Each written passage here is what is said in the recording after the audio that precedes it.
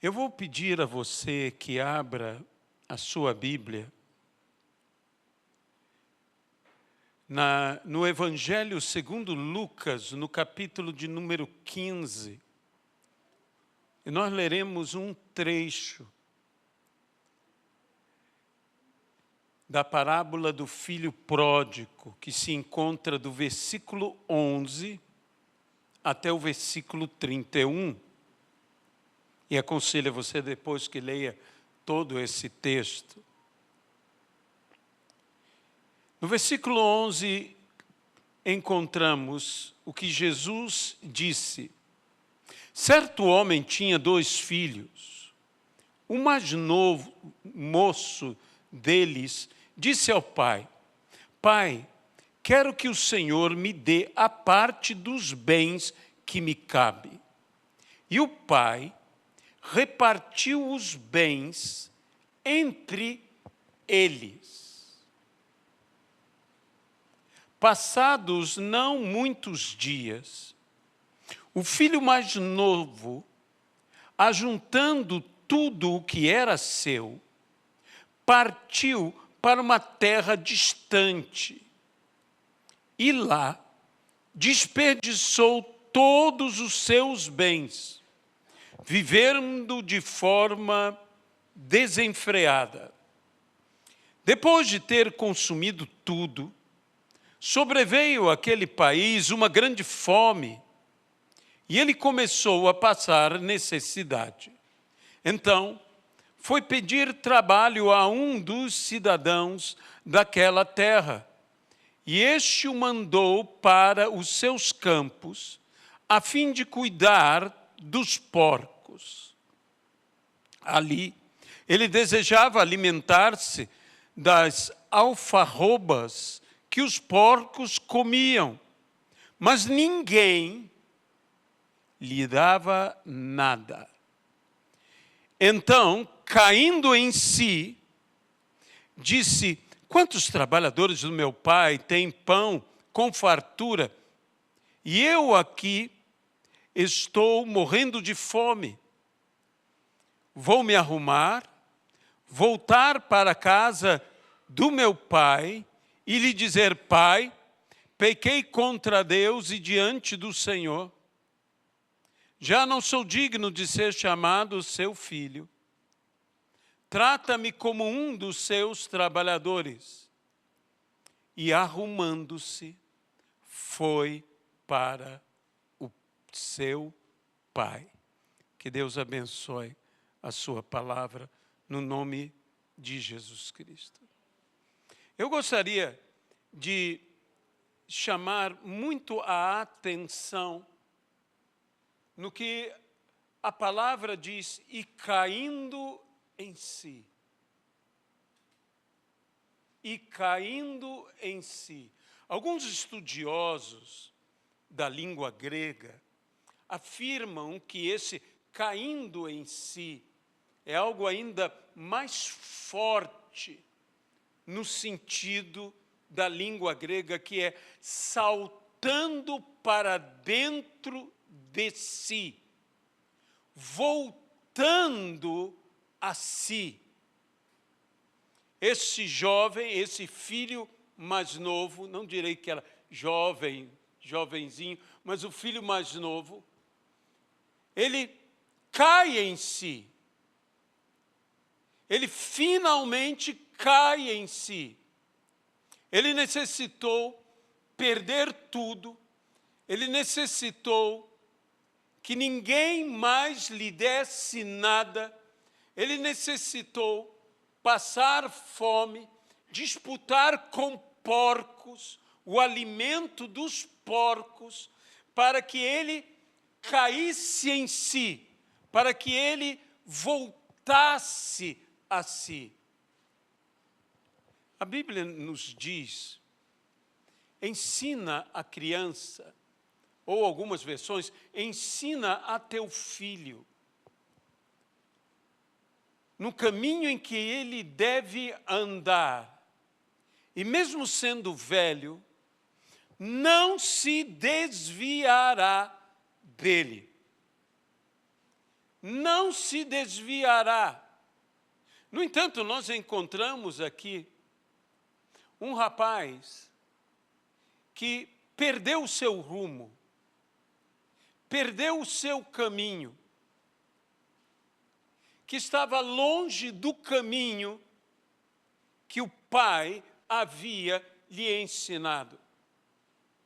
E muitas pessoas passam por essa luta e dizem, mas eu ensinei, eu falei, eu ministrei. E, no entanto, meu filho ou minha filha se desviaram.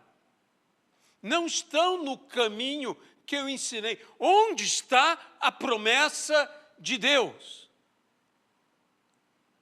Há um caminho que de modo nenhum será um caminho que ele se perderá ou perderá este caminho. Há um caminho que ele sempre terá.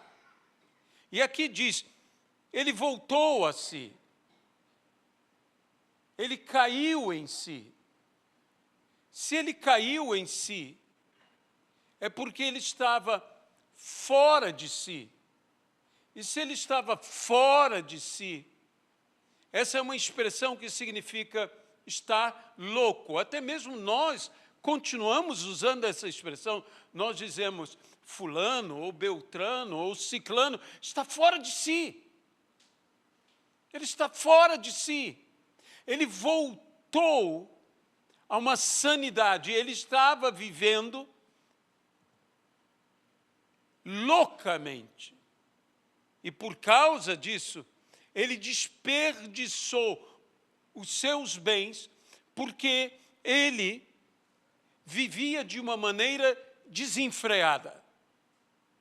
A palavra já nos diz que a herança antecipada trará problemas, que não é bom ter a herança antecipada. Foi o que ele quis, a herança antecipada. E ele, então, viveu as consequências de ter uma herança antecipada. Ele viveu tudo isto. Mas eu volto à pergunta. Diz, não se desviará, não perderá. A ideia de não se desviará é não perderá este caminho. Ele sempre terá este caminho. E o profeta Isaías diz que há um caminho bom. Lá em Isaías, capítulo de número 35, se não me engano, versículo de número 8, ele diz, há um caminho santo, um caminho bom, que nem o louco errará o caminho. E o que ele estava vivendo? A loucura. O que ele estava sendo, o filho mais novo, louco. Outra maneira de se falar é o tolo. Ele estava vivenciando uma tolice, uma decisão tola ou louca em sua vida. Mas, veja bem, ele não perdeu o caminho. Você dirá, como não? Ele se desviou. Eu direi a você, ele sabia o caminho de volta para casa. Ele sabia o caminho. Ele ainda tinha o caminho. Por tudo que o seu pai semeou nele, por tudo que o seu pai legou a ele, ele desperdiçou toda a sua herança, mas havia uma herança que ninguém podia tomar dele. A experiência de sua vida, o legado de seu pai, a boa lembrança que ele tinha da casa do seu pai, ele sabia o caminho de volta. E, de certa maneira, eu quero dizer isso a todos nós. Há um caminho que nenhum de nós pode esquecê-lo, nenhum de nós pode perdê-lo. Há um caminho que está sempre diante de nós, é o caminho do retorno, é o caminho da volta. Isso se chama o caminho do arrependimento. Esse é um caminho que é um caminho santo, que todo aquele que entrar nesse caminho, que seguir por esse caminho, chegará ao destino deste caminho. Há um destino para nós, e é um destino bom, porque esse é um caminho bom. E um caminho bom é um caminho que nos leva a um bom lugar. Isso é um caminho bom. O caminho bom, necessariamente, não é um caminho fácil, mas é o caminho que nos leva a um bom lugar. Oh, esse caminho eu quero seguir. Esse caminho eu quero andar. Sim, ele havia errado. Sim, ele havia desperdiçado a sua vida e os seus bens. Sim, ele havia falhado. Sim, ele havia se desviado. Nós podemos falar assim. Mas aquele caminho sempre esteve aberto para ele. O caminho da volta. O caminho da volta. Um amor tão extraordinário tinha este pai, que ele tinha o amor para criar, cuidar dos seus filhos. E ele tinha um amor capaz de fazer uma coisa, que era deixar ir.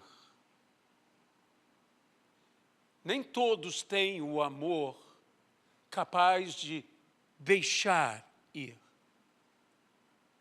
O pai amava tanto que permitiu ao filho ir. Ele deixou ir, mas ele não fechou o caminho. Ele esperava a volta. Ele não tinha apenas um amor para receber de volta. Ele teve um amor capaz de deixar ir.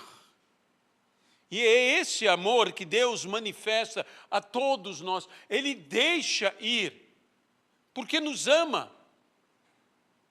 Ele deixa ir, mas ele recebe de volta, porque nos ama ainda mais. Ainda mais. E há um caminho, o caminho do retorno, o caminho da volta, o caminho do arrependimento, o caminho que nem o louco errará. Nem o que está fora de si poderá errar.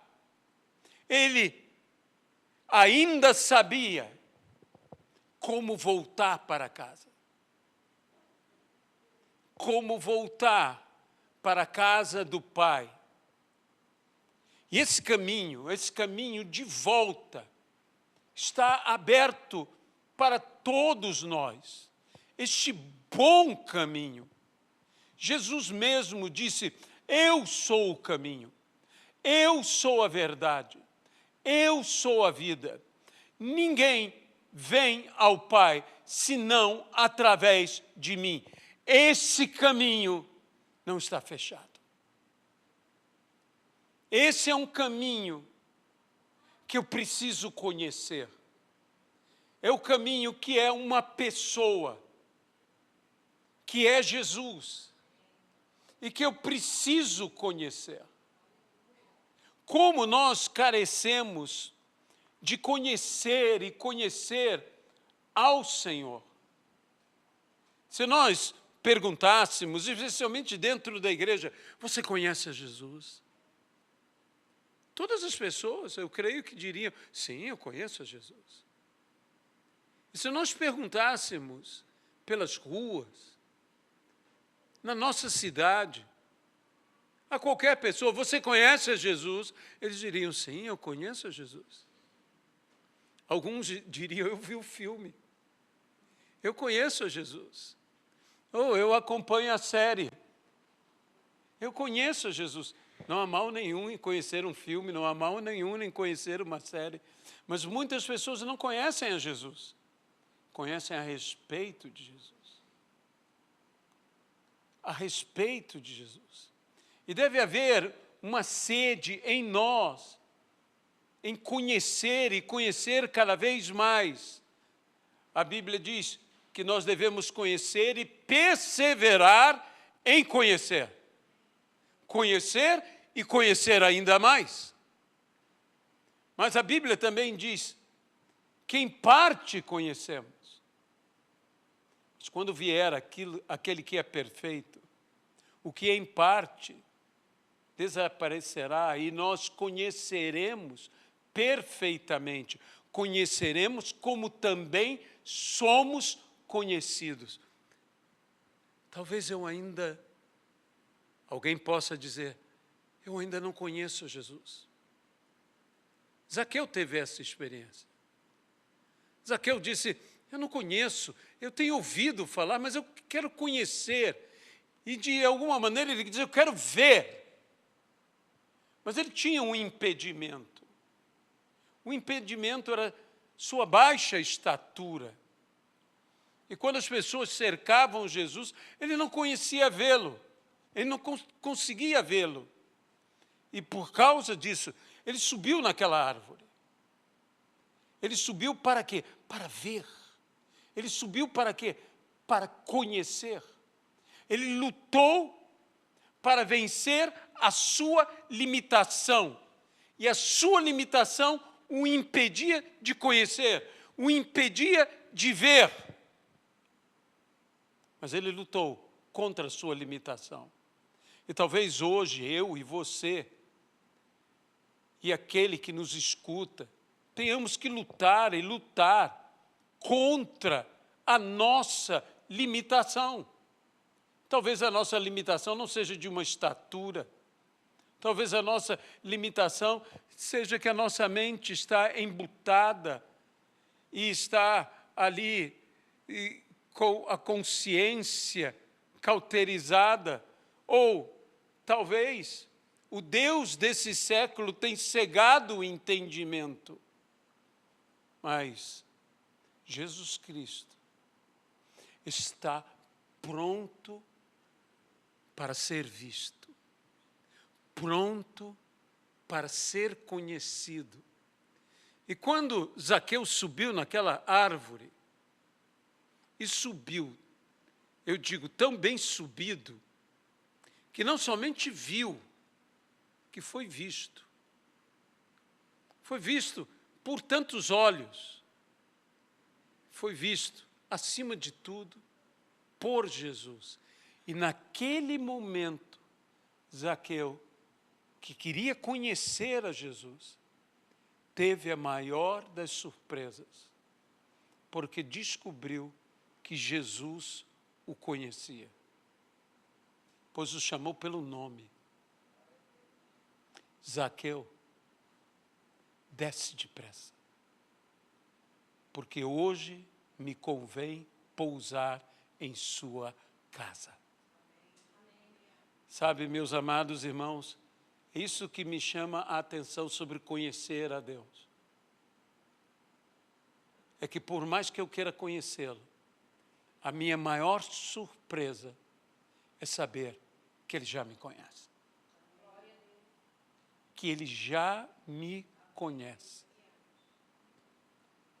E que, por isto, Paulo diz, então, eu conhecerei como também sou conhecido. Eu primeiro sou conhecido, para depois conhecer. Ele já te conhece. Ele sabe quem você é. Ele sabe quem somos. Ele disse, a mim? E você diz, a mim?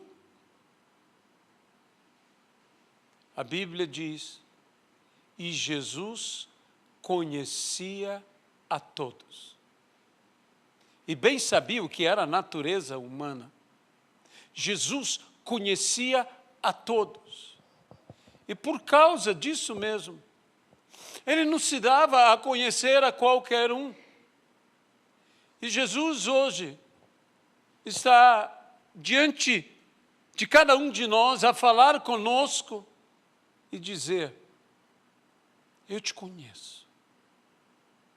Eu não me dou a conhecer a qualquer um. Mas eu te conheço.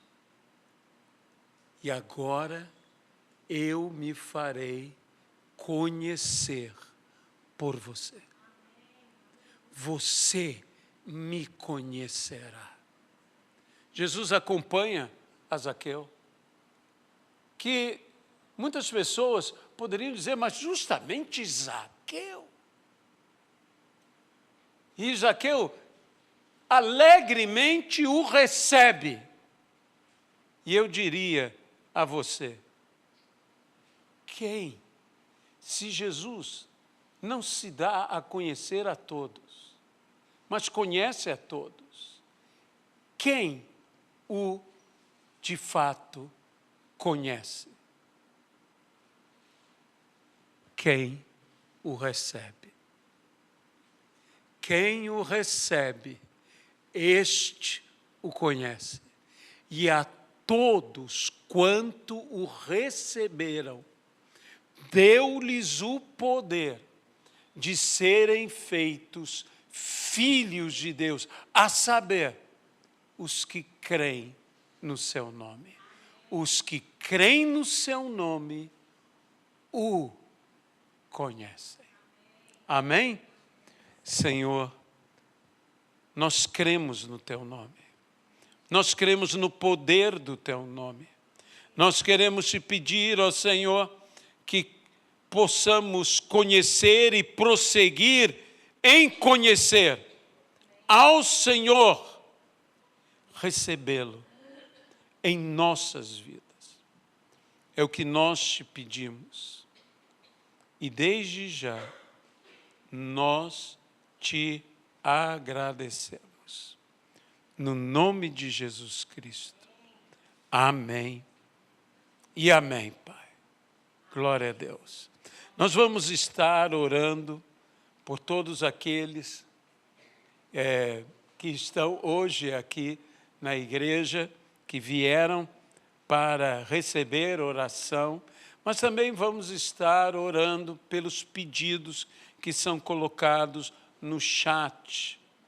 Se você que nos assiste, está assistindo a live e tem pedidos de oração, escreva seu pedido de oração no chat, porque ele estará sendo lido e nós estaremos aqui orando, a igreja estará orando, estará pedindo a teu favor e Deus estará nos abençoando no nome de Jesus Cristo.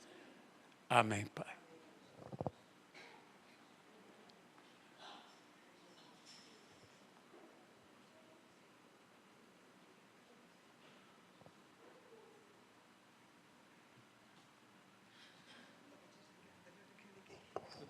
Boa noite.